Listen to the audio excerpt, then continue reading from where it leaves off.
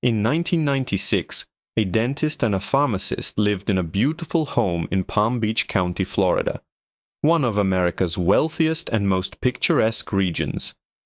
In 2010, when Austin was 13, his parents divorced, and within the same year, both found new partners. This was a shock to Austin and his younger sister Haley, but they quickly adjusted. They stayed in the family home with their mom, while their father moved nearby. About a year after the divorce, Austin started high school and immediately excelled, placed in advanced classes and consistently at the top of his class. Austin was also a big athletic guy, around 6 feet tall and 200 pounds.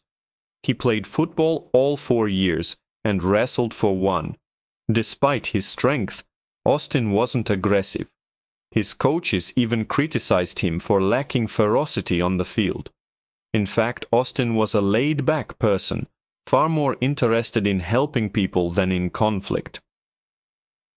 By the end of high school, Austin became obsessed with finding a career that would allow him to help the most people, and his father lovingly called him the happy boy. Shortly before graduating in 2015, Austin received an acceptance letter to Florida State University's 4-year pre-med program. He had chosen medicine as his path to help others, and this acceptance was the best-case scenario. The summer after high school was charmed. Austin was on cloud 9, spending time with family and friends. At summer's end, his family drove him to Tallahassee, helped him move into his dorm, said goodbye, and left, confident Austin was ready for adult life. By the end of his first year of college, Austin seemed to be thriving. He got excellent grades, met a nice girlfriend, and found an athletic outlet in bodybuilding, even building a social media presence. However, beneath this public success, Austin was hiding deep internal struggles. In his journal, he documented a profound sense of inadequacy. Believing his peers didn't accept him, he constantly wrote about wanting to be less shy and more assertive. Throughout that year, Austin also began abusing various substances: alcohol, marijuana, Vivance, a stimulant, and experimented with hallucinogens like acid, mushrooms, and MDMA. He started oscillating between the highs of drugs and sober lows, filled with anxious, depressive thoughts. Before the school year ended, Austin was secretly poised for a full-blown mental breakdown. His internet search history was filled with questions like, "I think I'm crazy. What do I do? And how do you know if you're crazy?" When Austin returned home that summer, his family immediately noticed something was wrong. Within days, he moved his bed into the garage, claiming the house was full of demons. At night, instead of sleeping, Austin patrolled the house, knocking on family members' doors every 2 hours to announce he was guarding them. His family was baffled by his bizarre behavior. Initially, they just locked their doors, but as the strangeness continued, they became convinced he was on drugs. He admitted to taking many different substances, and the family focused on getting him clean. However, by summer's end, Austin claimed he wasn't taking drugs, but still acted extremely unhinged. In mid-August, the family decided to use Florida's Baker Act, allowing detention for mental health assessment. But before they could, something horrific happened on August 15th. A close friend of Austin's reported that Austin unexpectedly showed up at his house and asked, "What year was I born?" Upon hearing the answer, Austin simply turned and left. The friend, concerned, convinced Austin to return and spend the day together. Later, they met other friends and Austin's sister, deciding to go to the beach. On the way to the beach, Austin said he needed to go home. When he returned, he was wearing strange attire: a thick football jersey, long, thick sweatpants, 2 wristwatches, and sunglasses, completely out of place for a hot beach day. Friends joked about his outfit, but Austin lashed out, saying, "If you tell me I'm crazy, I will kill you." His sister tried to calm him, but Austin then suddenly declared, "I'm actually half horse and I'm immortal." His sister, horrified, told him, "You really need professional help." Austin surprisingly agreed. That evening, Austin, his sister, and friend went to Duffy's restaurant to meet Austin's father and his girlfriend. En route, Austin suddenly told his sister, "I need to test out my immortality," and stepped into oncoming traffic. His sister managed to pull him back. At the restaurant, Austin left twice without explanation, and on the third time, he did not return. A few minutes later, Austin's mother, at home nearby, found him in her kitchen drinking vegetable oil and eating Parmesan cheese. She stopped him and drove him back to the restaurant. About 30 minutes after his last departure, Austin walked back into Duffy's. His father, at a loss, confronted him, asking, "What is wrong with you?"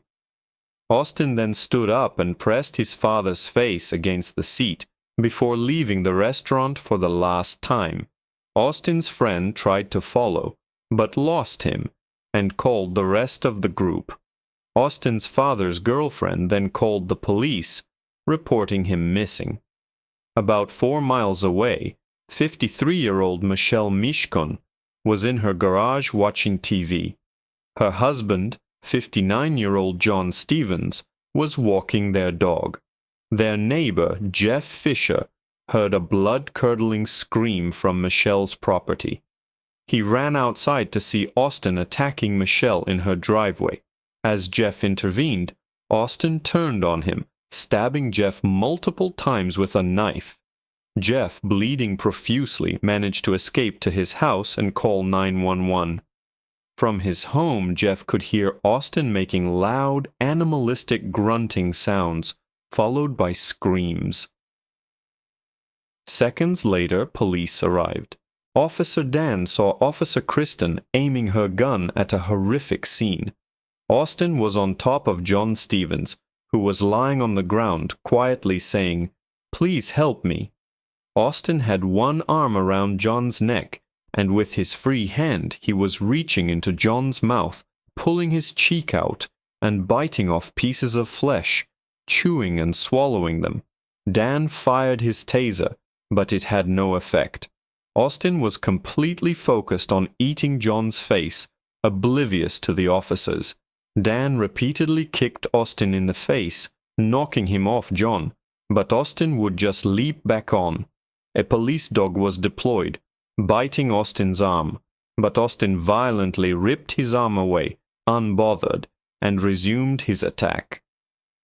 Finally, after multiple kicks and dog bites, officers were able to pull Austin off John and handcuff him.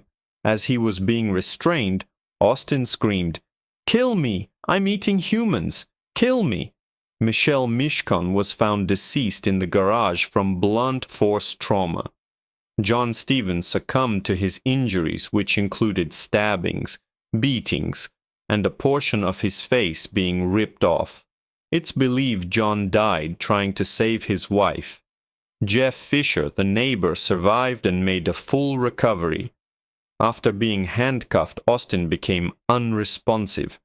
He was rushed to the hospital and went into a coma for 11 days, likely due to ingesting poisonous chemicals found in the garage. Doctors saved his life and he made a full physical recovery. Initially, it was assumed Austin was on a powerful drug like bath salts or flakka.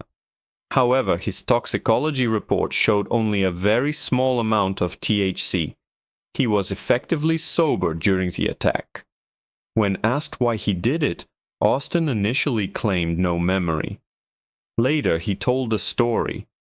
After leaving the restaurant, he saw a dark, evil figure, ran 4 miles into John and Michelle's neighborhood, and sought help in their garage. He claimed Michelle screamed, and he believed she was a witch, so he attacked her. His mind then went blank until he woke up in the hospital. This story, though incoherent and not accounting for Jeff Fisher, was consistent with his delusion. World-renowned forensic psychologist Philip Resnick assessed Austin, concluding he was in a true psychotic state, not drug-induced. Resnick noted Austin continued biting John's face, despite being threatened with a gun, tased, kicked, and bitten by a dog, behavior inconsistent with someone retaining a basic survival instinct. Resnick diagnosed Austin with clinical lycanthropy delusions, a rare condition where an individual believes they are no longer human, often akin to a werewolf. Austin had previously told his sister he was half horse, and friends he was half dog. His animalistic actions during the attack supported this. After coming out of his coma, Austin did an interview with Dr. Phil, crying and expressing deep remorse to the victim's family, stating he didn't know why it happened and needed help. The victim's family, however, publicly stated they hoped Austin would fully recover so he could be fully lucid when sentenced to the death penalty. Austin remains in jail, awaiting trial. Take care of yourselves and your loved ones. Mr. Pino.